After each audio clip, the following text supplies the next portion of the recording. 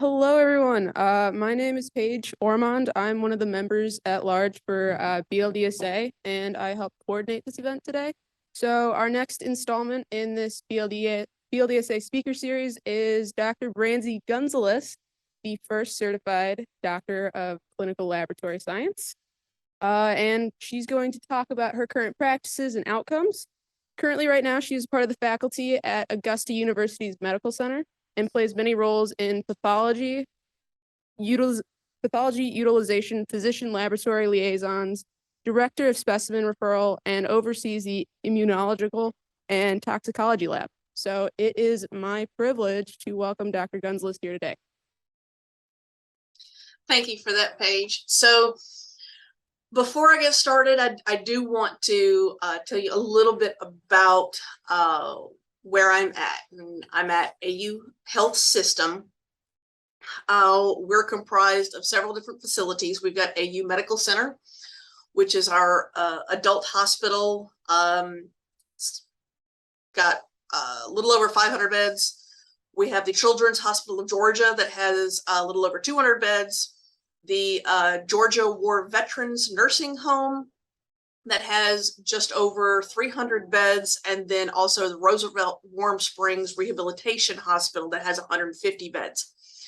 And so those are our facilities that are comprised within the health system. And then we have over 40 different sites that are outpatient clinics throughout the system, and we're getting ready to break ground on another hospital in a neighboring county. It'll be a smaller hospital, be 120 beds, but it's desperately needed for that area of our local metropolitan area. So lots of things and lots of different scenarios. We have pretty much every service that you can imagine. So very diverse in what we do here at AU Health. Disclosures, I am an adjunct associate professor for Rutgers University DCLS program, but I also serve on the NAACLS Doctoral Review Committee. And in serving for the Doctoral Review Committee, while I am aware of all the accreditation pieces for all the different DCLS programs, I do have an impartial viewpoint when it comes to all three of the programs that are available. The objectives for this talk, one, you should be able to describe what a DCLS is and identify the areas of practice for the DCLS. And then finally be able to describe how a DCLS can improve laboratory services, how improve that laboratory service delivery, as well as patient outcomes. So first off, what's a DCLS? Well, a DCLS is a doctor of clinical laboratory science. We have expertise, there we go. And clinical laboratory consultation, that could be with clinicians, with other healthcare professionals, with patients, caregivers, their families. I have had lots of different consultations, not only with physicians, but with nurses, with respiratory therapists, with physical therapists, with dietary, and nutritional services, a wide variety of healthcare professionals, and of course, most especially pharmacy.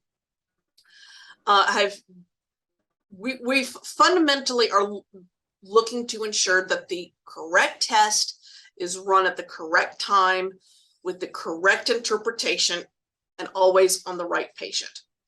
And so that is fundamentally what the DCLS is for.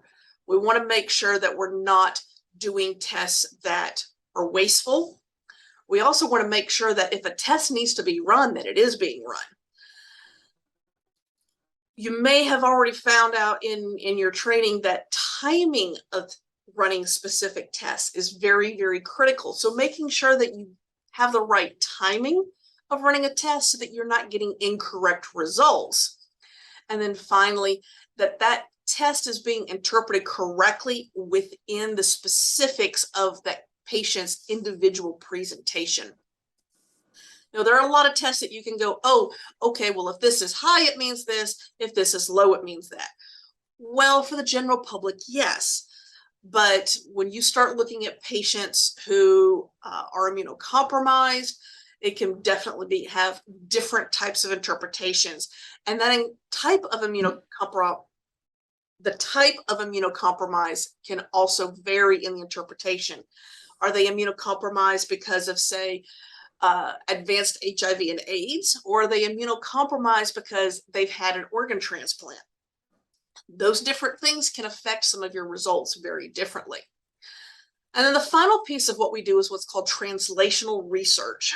So a question that I do get is, what makes translational research different from regular research? Well, when you think of regular research, you think of the basic sciences. This is the stuff where they're, growing ears and petri dishes, and they're, coming up with the new molecule, and, that's the basic science. Translational research refers to research that actually has direct impact on patient care. And so we're looking at, how different tests are utilized on different patients, different interventions that can be made with patients as it regards to laboratory testing, and how that impacts the patient care. So a DCLS education, we are a doctorate, but we are different from a PhD. We are a clinical doctorate or an advanced practitioner. MDs are clinical doctorates. They're not PhDs. PharmDs are clinical doctorates. The biggest difference is that the PhD is very, very focused on that basic science and that hardcore basic science research. The clinical doctorate, while we do have that translational research piece, we spend a lot more time on the clinical aspect of the practice and how it relates with the consultation piece. And so there is a distinction between the two, and they're not interchangeable. The coursework for most PhDs, the actual curriculum is roughly about 50 or so credits of coursework, and the rest of it is research. DCLS is roughly 80 credits, with the bulk of that being clinical. So that there is a distinct difference between the two. The coursework in the DCLS program, of course, you have advanced coursework in the medical laboratory science courses. We do have advanced coursework in disease processes and clinical correlation, also known as pathophysiology. Pharmacology, so we do get a fair amount of coursework as it pertains to different types of drugs and drug classes, and how different types of medications affect laboratory testing, and how you would look and see how those toxicities or interferences play into that. Do coursework in epidemiology and infectious disease, and then of course statistics and research. All of the programs do require that DCLS perform an advanced research project. We write it up just like a thesis and present it to a committee. Now, we do not call it a thesis, we call it a research project, mainly because if you look at the difference between what a PhD true thesis is and what a DCLS advanced research project, there is a little bit of a difference there. Typically, those PhD projects go on for a number of years, and we're typically confined to what we can complete in 12 to 18 months. So where the PhD may have way more data than a DCLS project, it's not any less insignificant than one or the other. It's just the PhDs typically have several years to complete their project, where the DCLS just simply doesn't. There are currently 3 programs. There's Kansas University Medical Center, Rutgers University, and then the University of Texas Medical Branch in Galveston. All three of them just a little bit different, and they each have their pros and their cons, but all of them have these very similar entry requirements. They all require the MLS ASCP continuing maintenance certification.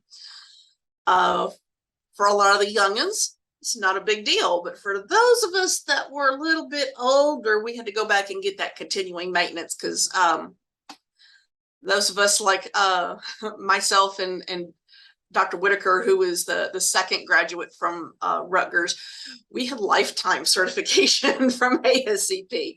So we had to go back and get the continuing maintenance certification piece added on. You are required to have 3 years of minimum bench experience. That is because you really need to be well versed in the bench testing before you move on to the doctorate level. For GPA, Kansas University Medical Center and UTMB both require a 3.0 minimum GPA. Rutgers does require the 3.3 minimum GPA. All three programs require a personal statement, and it's the same thing in all three programs. Why do you want to be a DCLS? You know, it's simple as that. They all require 2 to 3 letters of recommendation, and they all also require an interview. Now, that interview can be done virtually or it can be done on campus. So there is a lot of leeway as far as being able to schedule those. When we talk about DCLS areas of practice, there's 5 different areas. One is for the Diagnostic Management Teams, or DMTs. This is where you get a group of individuals together to discuss a case. Those individuals, may have different backgrounds, and come up with a definite care plan, so to speak, a testing algorithm. I'll talk more about DMTs here in just a minute. There are the patient care rounding and consultation service. And so this is where you're doing those consults right at the bedside. You're rounding with the patient care team. Those patient care teams in an academic medical center, you've got your attending, your residents, your intern, your nurse, your pharmacist. Oftentimes in critical care units, you've also got respiratory therapy is with you. You may have a dietitian be rounding with you. And so there's, a number of different people that are on that patient care team. Being able to provide right there at the bedside, consultation saying, no, that's not the right test, and why it's not the right test, or, ensuring that they're interpreting the tests correctly within that context of that particular patient, so that they're moving on to the next piece of that patient's care very expeditiously. Third piece is utilization review. This is where DCLS can have really big impact very quickly on reducing costs. There is a lot of wastage in laboratory testing, and we've got some literature that's out there that's showing, as much as 30%. I even saw one piece of literature that said 50% of laboratory testing is unnecessary. This is where we can come in and really reduce that unnecessary testing that's not being reimbursed by health insurances anyway. And you could really save institutions a lot of money. The fourth piece is physician teaching. A lot of people don't realize, but back in the 80s, they started removing laboratory medicine from med schools. The amount of laboratory medicine that medical students receive now is very, very little. Even here at Medical College of Georgia, I teach some of the med students. I teach immunology testing. I get 15 minutes with first-year students after they've been in medical school for about 8 weeks. And that is all of the information that they receive on immunology testing, and I have to cram it in 15 minutes. That's it. And so you can see very quickly how physicians don't really understand what they're ordering when they're ordering tests. I share that it's an hour. I share that hour. I have 15 minutes to talk on immunology testing. Dr. Savage has 15 minutes to talk about flow cytometry. Dr. Savage talks for 15 minutes on electrophoresis. And Dr. May talks for 15 minutes about allergy testing. And that is all they get all of med school. So it's very scary. What we end up having to do as a DCLS is actually teaching them while they're residents and even as attendings, faculty, what they did not get in medical school so that they can do best by their patients. And then finally, there's also that translational research piece that's part of our practice as well. So talk a little bit more about diagnostic management teams. Here at AU, we've actually got 2 diagnostic management teams. We've got a bleeding diathesis and a hypercoagulation. The coag ones are actually the easiest ones to implement. Clinicians actually order the consultation. And then a team that is led by myself. I get together the hematopathologist, pathology resident, or might be 2 residents that are on their hematology rotation. I get our hematology coagulation manager, and then I also get a hematologist, and that hematologist may vary whether this is an adult or pediatric patient. What we do is when we get the consult, I do the initial chart review, bring it to the team. We discuss it virtually, COVID, everything has gone virtual now. And we discuss it as a case, and we determined a patient-specific testing algorithm. In looking at it, the patient may have already had certain tests and they don't need everything. Patient may need everything.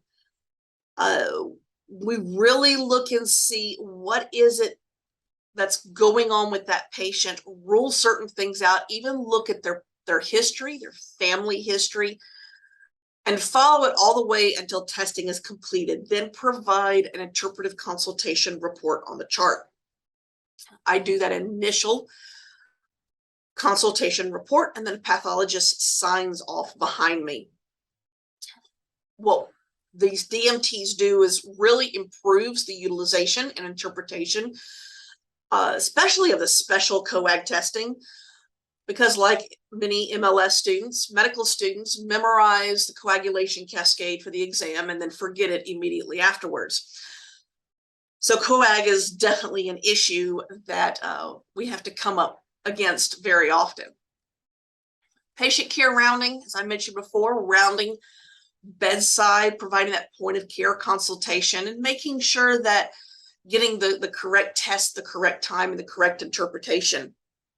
With COVID, we were, I don't want to say kicked off, but we were off the patient care teams. And the care teams actually went down to an attending and a senior resident. And that was primarily because of supply resources. We did not have sufficient gowns and gloves and masks and everything in order to handle for the entire team to go in there. Little by little, the teams have been reconnecting.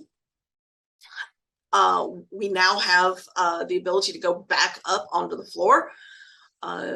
My counterpart, the other DCLS that is here, Dr. Whitaker, she is starting to go back up on the floor. Fortunately, I have got so many other duties now that I have not been able to make it back into the patient care rounding. However, that doesn't mean I don't do it, because they will message me throughout the rounds with different questions. Part of the benefit of doing that rounding was that they knew who I am. The attendings know that I'm here and that I'm available to answer questions. And they pass my contact information on to their residents and to their interns. And so I am still doing that consultation, though I may not be at the bedside. And that's how it started during COVID and it's just continued. Utilization review. This can be service-wide report cards where you're comparing physicians' ordering practices to others within their own service.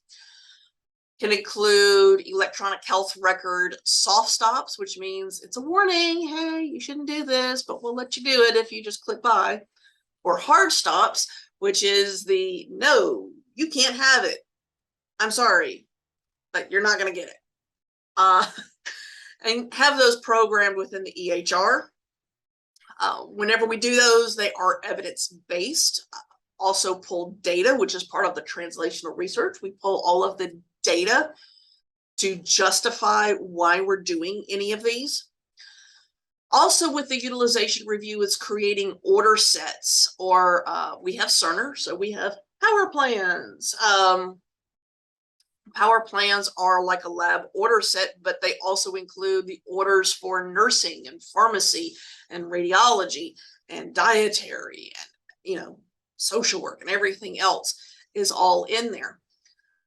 There are service-specific testing algorithms, disease-specific testing algorithms that developed over the last few years, and they have definitely had impact on patient care. So there's nothing like talking about cases, because I can just go on and on and on and on about what I do or what Dr. Whitaker does or what DCLS does. But really a case is best. And so case number one is a 39-year-old female that was admitted to our labor and delivery for full-term delivery. However, she had had no previous medical care. Her syphilis screen, which is an EIA treponemal antibody, tested positive. Her RPR tested negative, and her TPPA tested positive. And she delivers a normal appearing female, 5 pounds, 15 ounces, a little on the small side, but still full term. I received a call from the nurse manager of L&D. So it turns out that an OB resident told the mom she did not have syphilis because her RPR was negative. However, a neonatologist told the mom that she did have syphilis and needed consent to treat the baby for syphilis. So we have two physicians that have told the mom two completely different results for her syphilis testing. Not a good situation. The mom is actually screaming at this point, states she's never had syphilis. She doesn't have syphilis. She's never been treated. She's never had it, and it's just throwing furniture, threatening staff, being a very nice guest in our hospital. This is our testing algorithm. So you start off with a treponemal total antibody. That's our syphilis screening test. We have that on our automation line. And we do that because it's very rapid, very quick to get that result out. That result can be put out in under an hour. If that test is negative, then it's very unlikely that the patient has syphilis.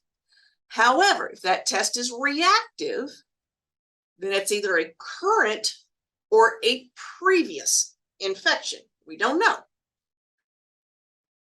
You do have to have both a treponemal and a non-treponemal test, both positive, to confirm. So the RPR, which is a non-treponemal, is automatically reflexed. Let me get my little pointer here. Laser pointer. Ha ha, there we go. So the RPR is automatically reflexed. If that RPR is reactive, they have an active infection with Treponema pallidum. They have syphilis, and then we also do a titer. So boom, bam, they've got it. Here's the tricky part. If that RPR is non-reactive, we then do a TPPA, which is a Treponema pallidum by particle agglutination. So this is doing the same test as the beginning, but the first one is done by ELISA. This one's done by particle agglutination. So you're doing the same test, but doing it by two different methods to see if maybe there was some interference with the ELISA method. If that test is non-reactive, the first test, there was interference, it was a false positive. But if that TPPA is reactive, then either the patient had syphilis and has been treated, the patient had syphilis, was treated, and has an early reinfection, or the patient has neurosyphilis. In neurosyphilis, the infection has gone so advanced that the RPR actually goes negative. So let's go back to our patient. This mom likely has neurosyphilis. Let's see why. Well, the RPR is negative. Remember her syphilis screen, which is that total treponemal antibody by ELISA, is positive, and her TPPA is positive. So let me go back. So she's in this window down here.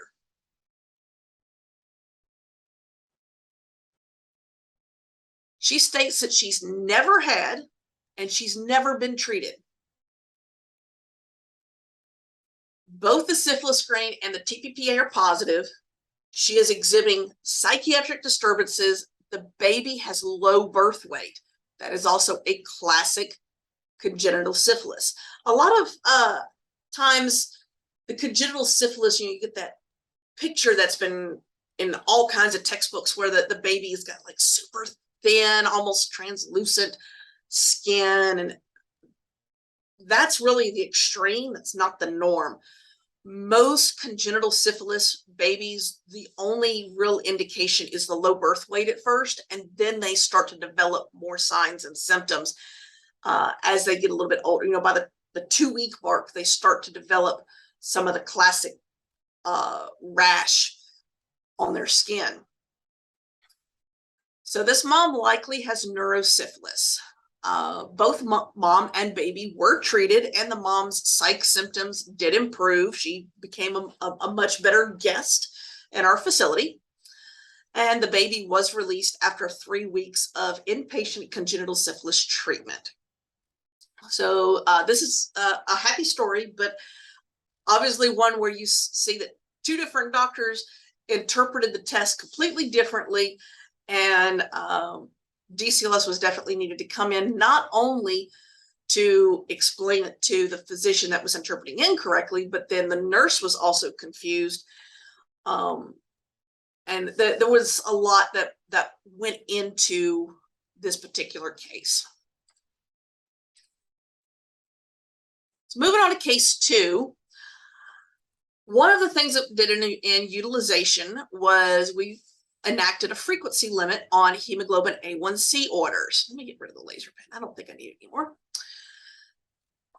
This was programmed into our EMR, and it was to prevent clinicians from ordering hemoglobin A1Cs if they resulted one previously in the last 45 days.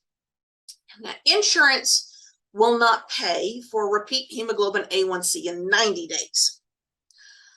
The reason we set it at 45 days is that for someone who is brand new, type 2 or type 1 diabetic, that has never received treatment, if you initiate treatment, you can see a clinically significant change after 45 days.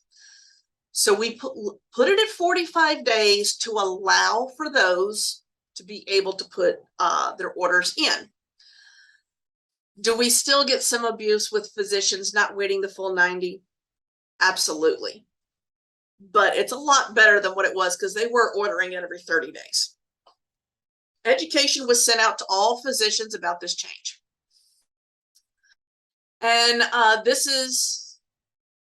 was actually when we were doing the testing. So the patient currently has a result of hemoglobin A1C the past 45 days. This now has a percent here. It's 5.0%, as that was the last result. And it was done on this date and time, and the order will be removed from the scratch pad, and that's Cerner lingo that it's going to be taken off your order sign. This is a hard stop. It will not let them continue on. So a little while later, we got a new service chief of pediatric endocrinology, and he wanted an exception for his patients. He wanted to request an A1C every 21 days. And his justification for that was that pediatric patients have a faster blood turnover than adults. Well, that is true, but they don't turn over every 21 days. It's more like, 65 days versus the adult at the 90s. So, and even then, as that's for the really, really young pediatric patients. He also wanted to provide parents with reassurance at the 1-month visit that they're doing something right. Okay, that still doesn't medically justify it.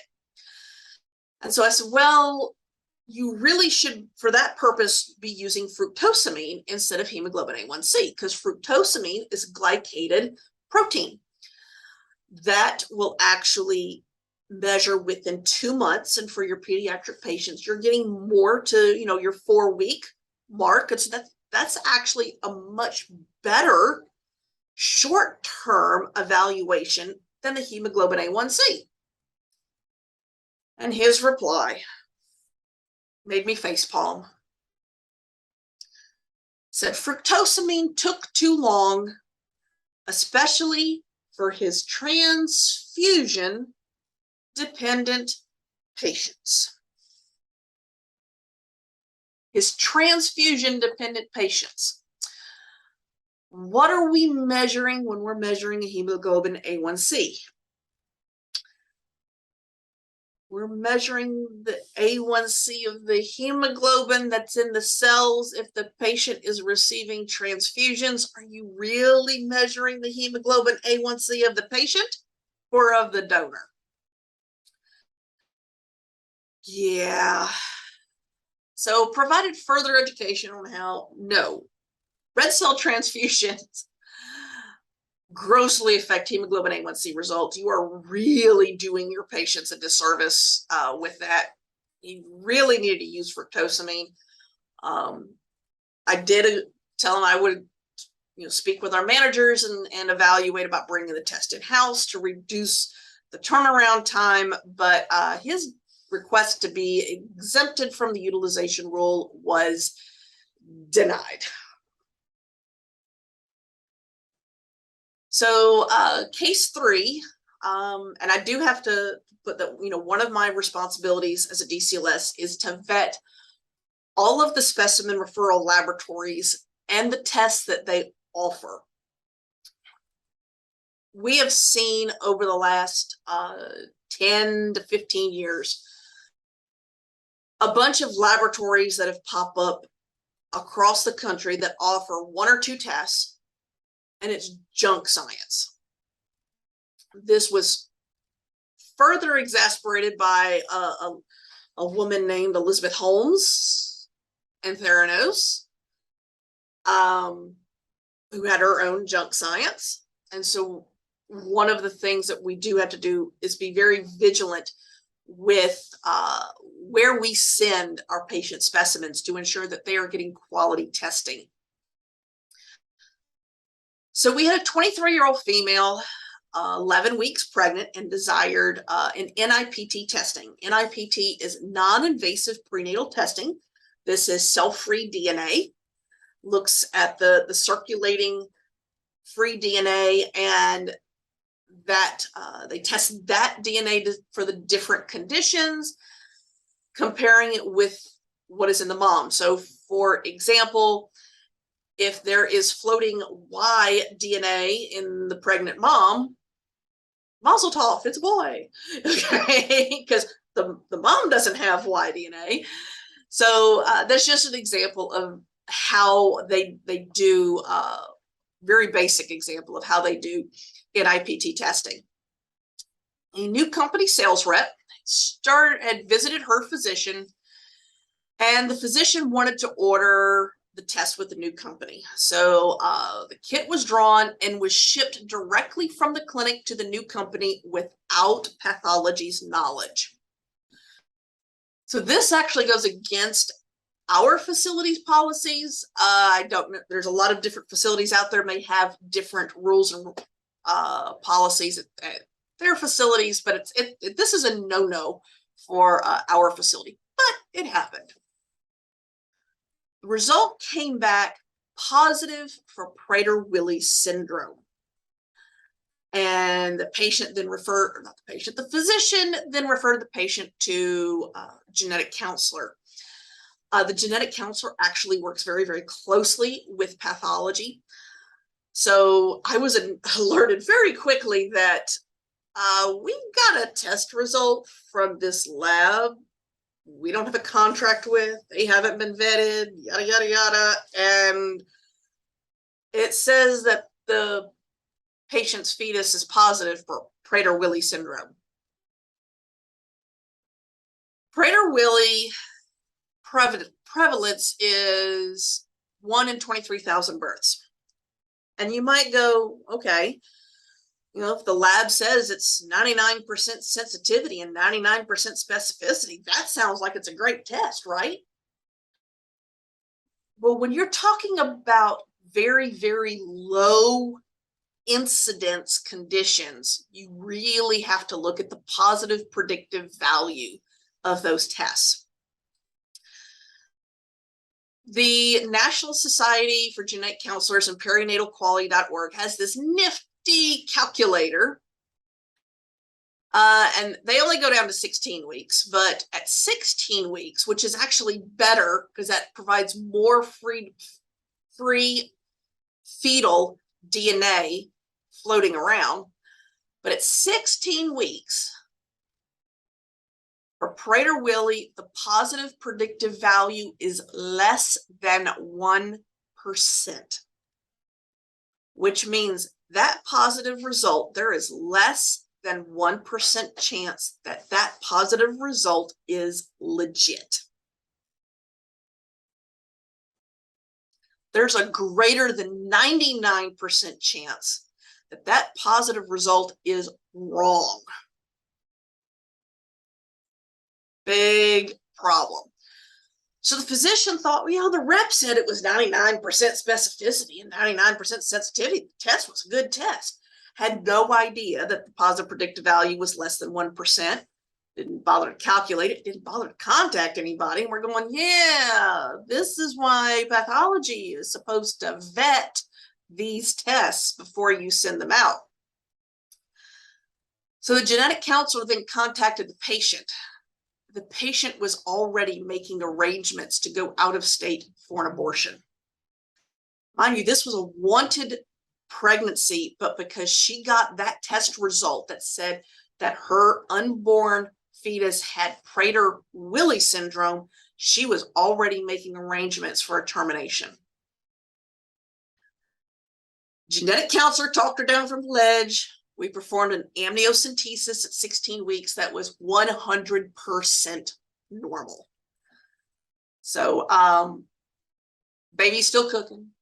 Actually, she's due. Yeah, she was due last week. I need to go check on that one. She was due last week. I need to pull her and make sure we still got healthy baby. That lab testing company, though, has been banned by our health system, and the rep is not allowed anywhere within our entire health system or clinics. So you can see that, you know, with our DCLS outcomes, you've got reduction in unnecessary test ordering. We do this through utilization rules, physician education.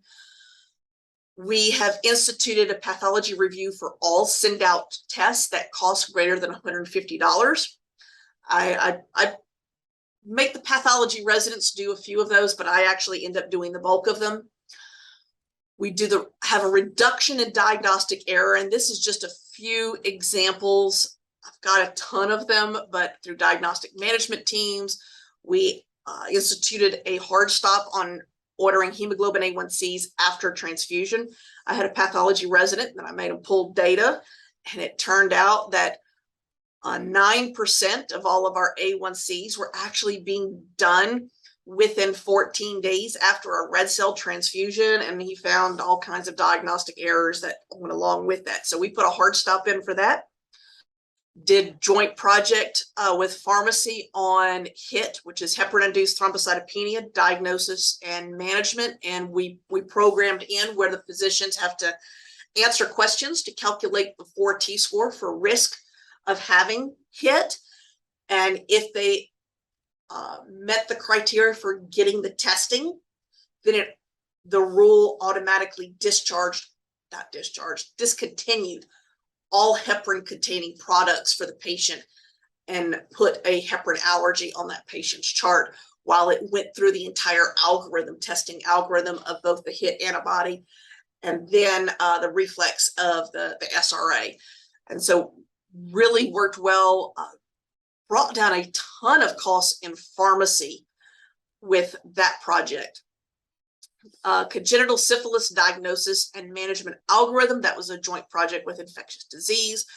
We've instituted HIV reflex testing, alpha-1 antitrypsin reflex testing, many, many more total outcomes. And this is 52 months and reduction of length of stays and lots of other calculations. We're at $46.9 million in savings to date. And we're still counting. It has been a wild ride and it's nowhere near over yet.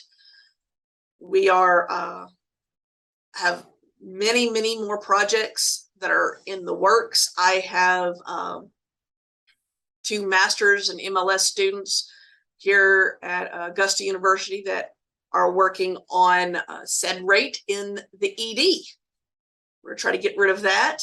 I have a joint project currently working on with GI where we're going to try to eliminate regular occult blood testing on inpatients. Basically, if you can see it's bloody, don't order the test. If you're highly suspicious, call GI for a consult and let GI determine if they need to be scoped. So that's just for inpatients. Also working with hematology to reduce hypercoagulation testing on inpatients, where we've got an algorithm that's going in place where physicians have to answer questions for that.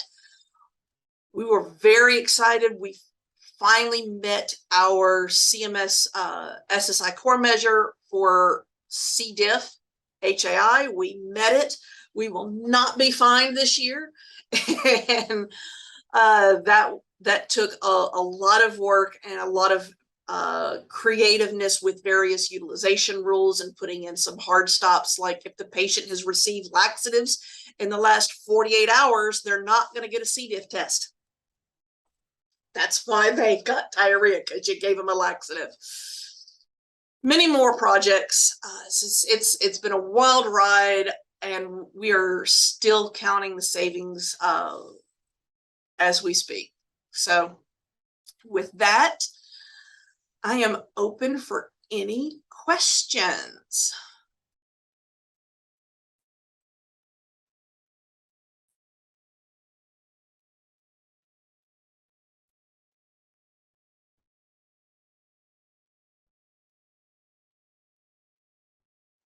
If you're talking, I can't hear you. Hi, Dr. Gunsolus. My name's Elaine. I'm one of the MLS students at MSU. My question is that if a student is looking into going into DCLS, what do you recommend that they do during those 3 years of bench work to make themselves a more competitive applicant?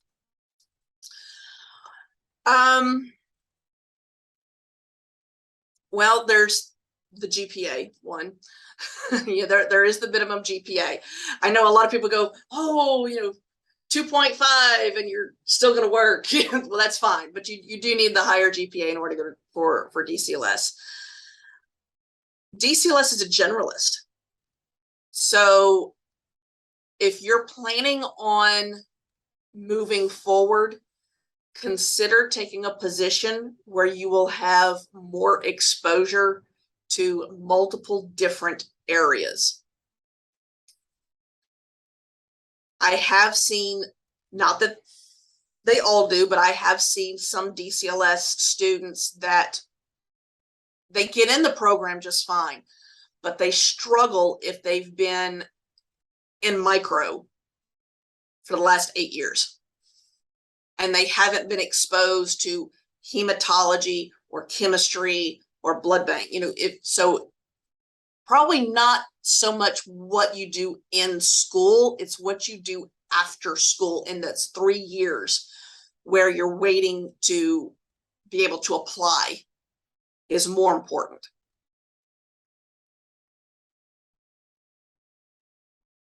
Thank you. Mm-hmm.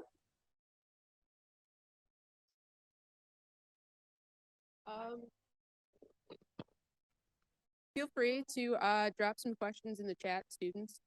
We also have some more faculty members that are going to ask you some questions, Dr. Gunsolus. So they're very excited.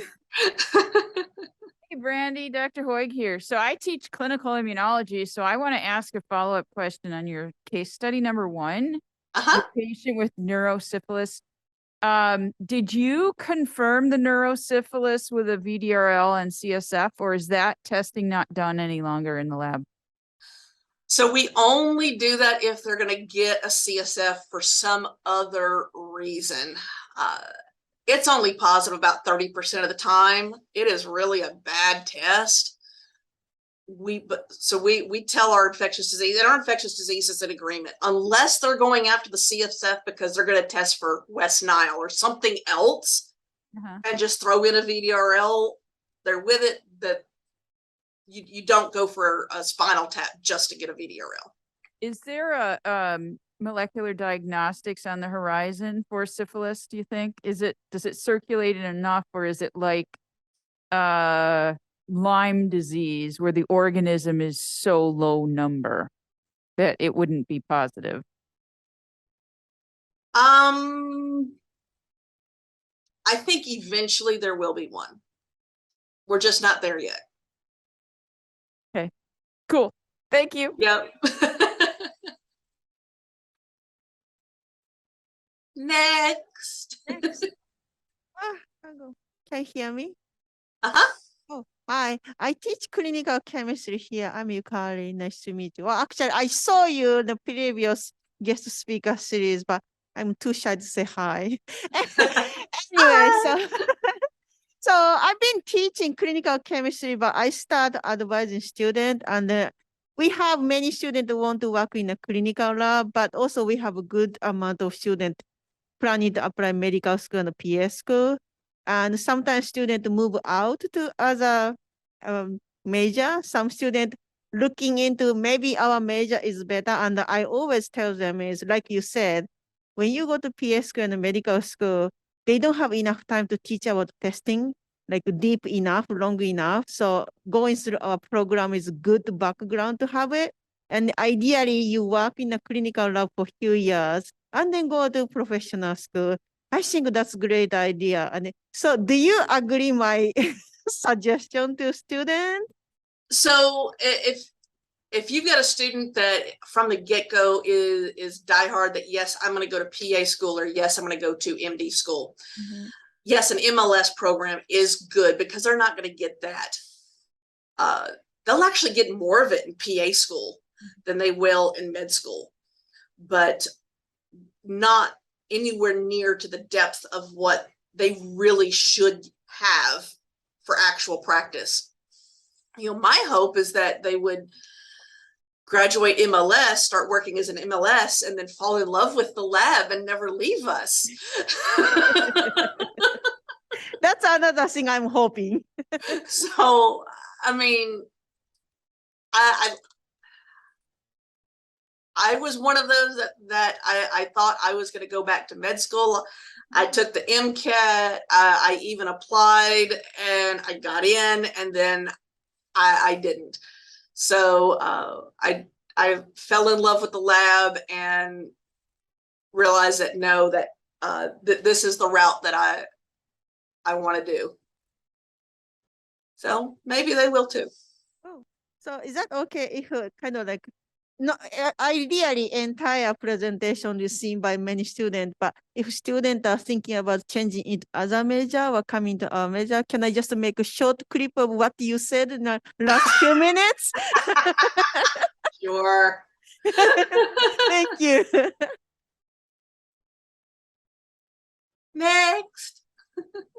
I'm back again. I haven't seen anything in the chat so far, so please feel free to drop anything.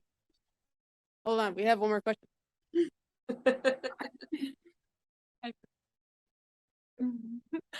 Hi, my name is Claire Matthews, and I'm a student here at Michigan State, and I want to get the MLS degree.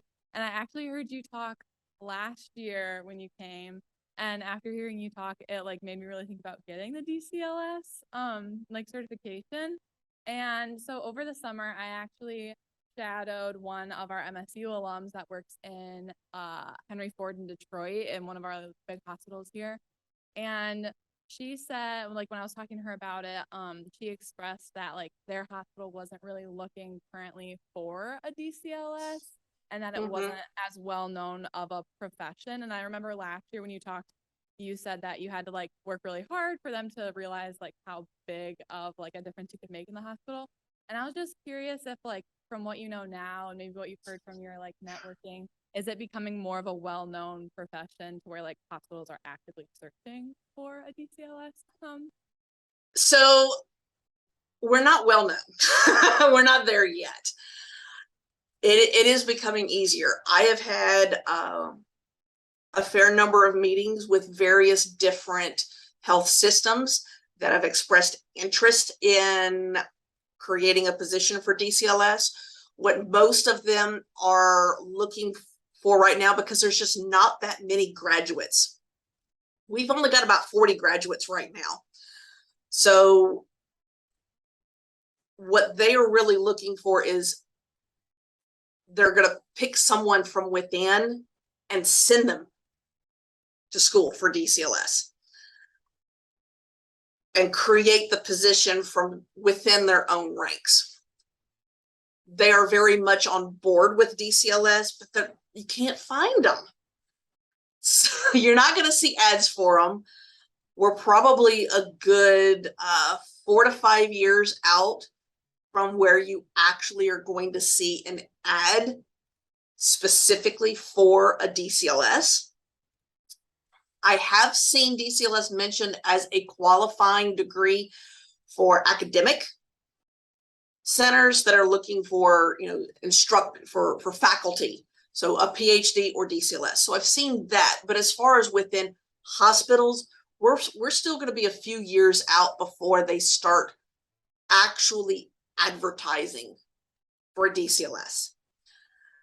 Probably need to get 100 plus graduates out there before you start seeing it, because hospital, it costs money to advertise for positions. Why would you spend money to advertise for a position you know there's nobody qualified out there to apply for? So do you see more like DCLS like activity in the areas that like of the 3 universities that offer the programs? Like, is that where like a majority of the DCLSs are because they can get that certification there? So Texas, there's some good uptick in Texas. We have 2 DCLS here at AU Medical Center. They're actually looking to hire 3 more. So, you know, we've, because they've seen the value here at my institution. Regina is up at NYU and New York Presbyterian. They're wanting to hire more DCLS up there. So it is, they're not advertising it though. And yeah, it is kind of locally where we've done our residencies. Lindsay over in the VA system, the VA, they play by their own rules. You know, they don't play by CLIA, they are under DOD, but they have actually updated their schedule, their, oh, what do you call that thing? Their GS schedule, because they have different levels of pay in there.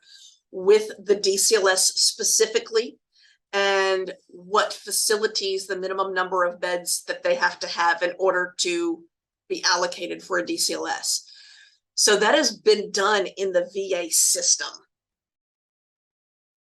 Whether or not those facilities are actually going to advertise for it or not is going to be up to, you know, their individual budgets. But it has been done. It's slowly, it's picking up little by little. We're getting there. All right, awesome. Thank you so much. Thank you. I saw a question in the chat. Let's see. Yeah. What are some things you did experience wise, not necessarily just academically, that you would say gave you an advantage towards DCLS? Probably the biggest thing is I was over a laboratory for 10 years where not only was I the only tech and the lab manager, I also did all the lab billing. So I got a crash course in laboratory finance and how tests are billed, working test denials and insurance contracts and things like that. That has definitely kind of given me an edge when it comes to picking out what is going to have the biggest financial impact versus other things. But I have seen some DCLS students that didn't have that background that have been able to make massive waves at their institutions where they're at. The second part of that question is a DCLS doable later in life with kids? I did the DCLS with 3 teenagers in my house.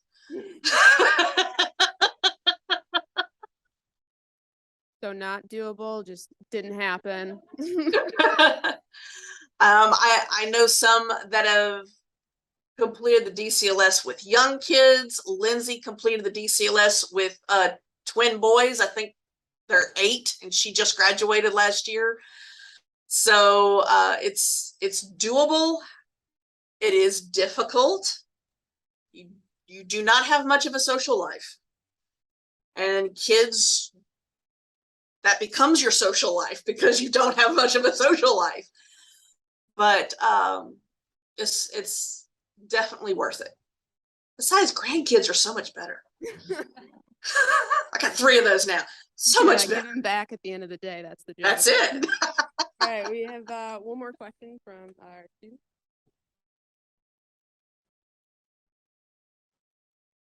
Hi again. I just had one quick follow-up question to Claire's question. I just wanted to ask how many of the students graduating from DCLS would you say are getting placed in hospital settings rather than academic? And what is the pay rate? What does the pay range look like for the students that are placed in a clinical setting? So and I hate to say this, but it really varies by program. Rutgers and KUMC have 100% clinical placement. Pay ranges anywhere from $105,000 to $240,000. Yeah, I don't make the $240,000. I work at a government-run facility, but I'm not the lowest either. So, the UTMB program, they have about a third are clinical, about a third are academic, and then the other third have not found a position yet. Part of that was learning within their program. What very early on, they were choosing research projects that were more basic science rather than true translational research. And it really hurt them in being able to then go out and market themselves, saying, oh, I can do this for your facility. You know, it's really difficult to market a basic science research project than it is to market, hey, I did this project at my facility and saved them $200,000. Show that to another facility and you're more likely to create a position. They learned what they were doing wrong. They have altered that. So now their students are all doing translational projects that they can then present to other places, and they are getting better with job placement. But that's one of the challenges when you've got a brand new program, is what works and what doesn't work. Thank you. Mm-hmm. All right, so it is 5 o'clock, so we would not like to keep you over, but we just want to reiterate, thank you so much for taking time out of your busy schedule to speak to us again. And students, this is going to be recorded and it's going to be put on the BLD website, so don't worry if you were unable to attend. So thank you so much. Sure, thank you.